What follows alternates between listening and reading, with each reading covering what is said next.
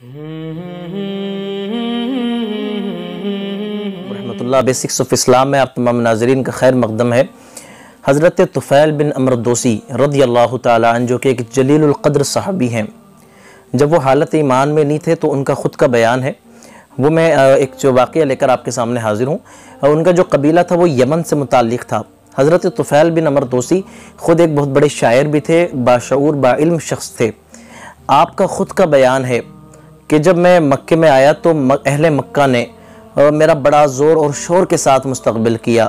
مکے سے باہر میرا انہوں نے بہت زبردست طریقے سے استقبال کیا، میری خاطر تواضع کی گئی، اور اس کے بعد وہ کہتے ہیں کہ مجھے انہوں نے بہت ایک ذہنی طور پر مجھے سمجھایا، اور بڑے اچھے الفاظ کے ساتھ ان سے جتنے زیادہ فصیح اور بلیغ انداز میں وہ سمجھا سکتے تھے انہوں نے مجھے سمجھایا۔ انہوں نے بتایا کہ یہ جو شخص یعنی کہ نبی کائنات صلی اللہ علیہ وسلم کی طرف انہوں نے اشارہ کیا کہ یہ جو شخص ہمارے درمیان سے نکلا ہے اس سے ذرا تم بچ کے رہنا، اس کے پاس نہ جانا، اس کی باتیں نہ سننا، نعوذ باللہ اس کے پاس جادو ہے، اور اس کی باتوں کا جادو جس کے اوپر ہو جاتا ہے پھر وہ اپنے مذہب سے مڑ جاتا ہے، اپنے دین سے منہ موڑ لیتا ہے، تو تم اس کے قریب نہ جانا۔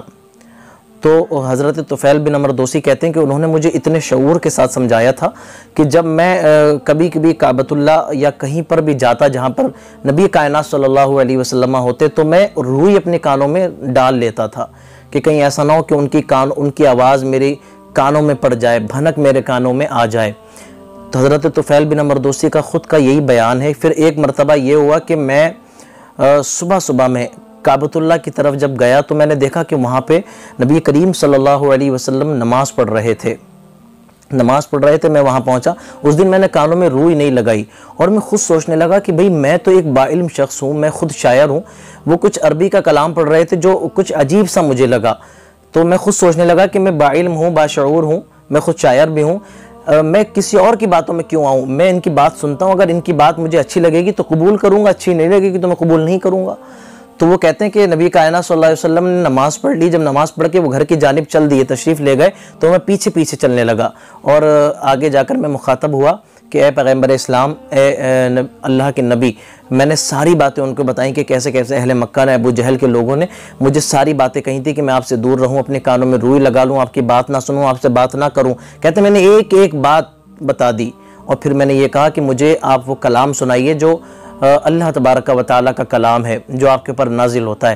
تو کہتے ہیں جب مجھے نبی آخر الزمان صلی اللہ تعالیٰ علیہ وسلم پیغمبر علیہ السلام نے جب وہ کلام سنایا تو ایسا جذب میرے اوپر طاری ہوا، میں کچھ نہ کہہ سکا اس کے علاوہ کہ اے پیغمبر اسلام، آپ اپنا ہاتھ بڑھائیے اور مجھے داخل اسلام کیجئے۔ کہا پھر میں نے کلمہ پڑھا۔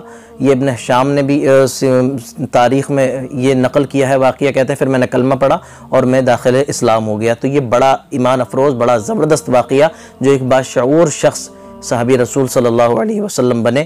میں سمجھتا ہوں کہ ہمیں اس واقعے سے ایک بڑا سبق بھی ملا۔ اللہ تعالی ہمیں ان واقعات سے سبق حاصل کرنے کی توفیق و ہدایت نصیب فرمائے۔ وآخر دعوانا الحمدللہ رب العالمین۔ اللہ حافظ۔